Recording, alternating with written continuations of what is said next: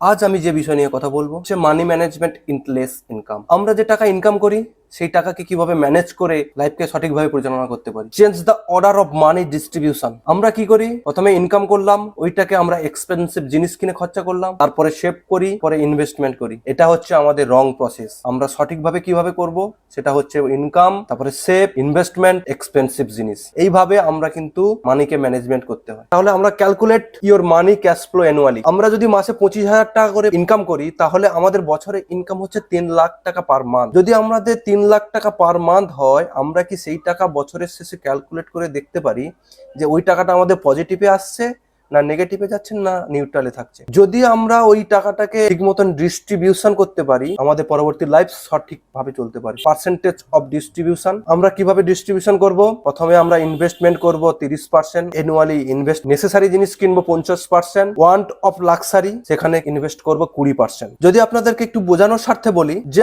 আমাদের ইনকাম হলো 3 লাখ টাকা, তাহলে সেখান থেকে আমরা ইনভেস্টমেন্ট করব 90,000 টাকা, অর্থাৎ প্রতি মাসে 7,500 টাকা করে। নেসেসারি জিনিস যেগুলো আমাদের নিত্যদিনের প্রয়োজনীয় জিনিস, সেখানে আমরা খরচা করব 1.5 লাখ টাকা পার অ্যানুয়াল। মাসে আমরা ওখানে খরচা করব 12,500 টাকা পার মাসে। লাক্সারি জিনিস অর্থাৎ আমাদের শখের যে কোনো জিনিস কিনি, সেখানে আমরা খরচা করব বছরে 60,000 টাকা, অর্থাৎ প্রতি মাসে 5,000 টাকা করে আমরা ওখানে খরচা করব। ক্যাটাগরি অফ ইনভেস্টমেন্ট, আমরা কোন কোন ক্যাটাগরিতে আমরা ইনভেস্টমেন্ট করব? আমরা চাইবো 30 বছরে যে টাকা ইনকাম হয় ওই টাকা আমরা আগে সেভ করার চেষ্টা করব, অর্থাৎ 1 কোটি টাকা। ওই 1 কোটি টাকা কিভাবে করব? আমরা যদি লাইফ ইন্স্যুরেন্স করি, সেখানে প্রতি মাসে 800 টাকা করে ইনভেস্ট করি, তাহলে কিন্তু আমাদের 30 বছরে 1 কোটি টাকা লাইফ ইন্স্যুরেন্স হবে। ওটা আমরা আগে মাস্ট করব। সেকেন্ড যে বিষয়টা সেটা হচ্ছে নেসেসারি। কোনো ইএমআই চলছে, কোনো জিনিস কিনেছেন সেই বিষয়ে ইএমআই চলছে, তার পিছনে আমরা খরচা করব। আমরা কোনো ভাড়া ঘরে থাকি, সেখানে আমরা খরচা করব। ইউটিলিটি বিল যেমন ইলেকট্রিক বিল, জলের বিল, সেগুলো আমরা খরচা করব। স্কুল কলেজ ফিস,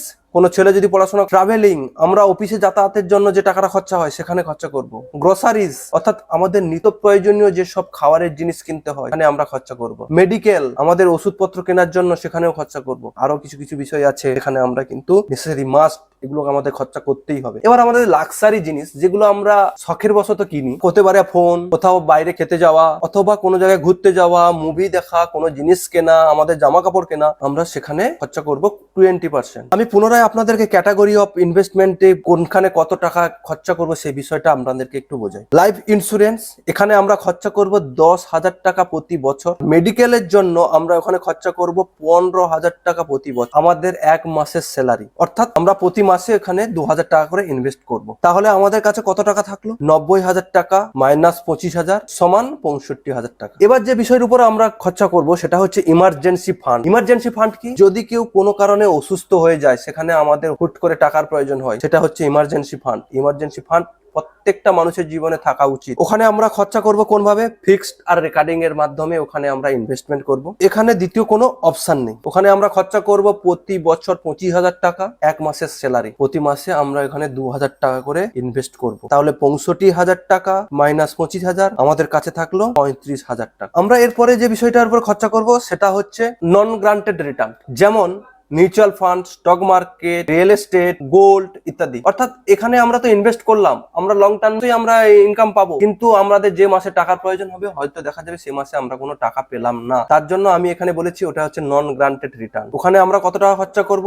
ওখানে আমরা খরচা করব 25,000 টাকা, অর্থাৎ আমাদের 1 মাসের স্যালারি। এই স্যালারিটাকে কিভাবে ইনভেস্টমেন্ট করব? মিউচুয়াল ফান্ডে ইনভেস্ট করব 1,000 টাকা, স্টক মার্কেটে 1,000 টাকা পার মাসে। মিউচুয়াল ফান্ডে যদি আমরা 500 করে ইনভেস্ট করি, কোনো মিউচুয়াল ফান্ড যদি কোনো কারণে লুজারে যায়, আর একটা কিন্তু আমরা ওখান থেকে ইনকাম পেতে পারি। আর বাদ বাকি যে 1,000 টাকা আছে, ওই 1,000 টাকাটা আমরা খরচা করব ডাইরেক্ট স্টক মার্কেট। যে কোনো ব্লু চিপ কোম্পানিতে আমরা 1,000 টাকা করে ইনভেস্ট করব। তাহলে আমাদের কাছে কত 1,000 টাকা থাকবে? 35,000 টাকা মাইনাস 25,000, কাছে থাকলো 10,000 টাকা। আমরা গ্রান্টেড রিটার্ন, আমরা এখানে গ্রান্টেড রিটার্নের জন্য কিন্তু মাস্ট ইনভেস্ট করব ওই বাদ বাকি 10,000 টাকা। ওই কোনখানে ইনভেস্ট করব? সেটা হচ্ছে গভর্নমেন্ট বন্ডে, ফিক্সড বা রেকারিং এ, পিপিএফ এ, পোস্ট অফিসে। এখানে আমাদের যদি বলা হয় যে আমরা 15 বছরের পরে 2 লাখ টাকা পাবো, অবশ্যই আমরা ওখানে 15 বছর পরে 2 লাখ টাকা পাবো। এই কারণে আমরা অবশ্যই আমাদের বছরের 10,000 টাকা আমরা ওখানে ইনভেস্টমেন্ট করব। তাহলে প্রতি মাসে আমাদের কত হচ্ছে? 833 টাকা করে। আমি একটু সামারি করে আপনাদেরকে কোনখানে কত টাকা ডিস্ট্রিবিউশন করবো সেটা একটু বলি। ইনভেস্টমেন্টে থাকবে 30%, নেসেসারি জিনিসে থাকবে 50%, আর ওয়ান্ট অফ লাক্সারিতে থাকবে 20%।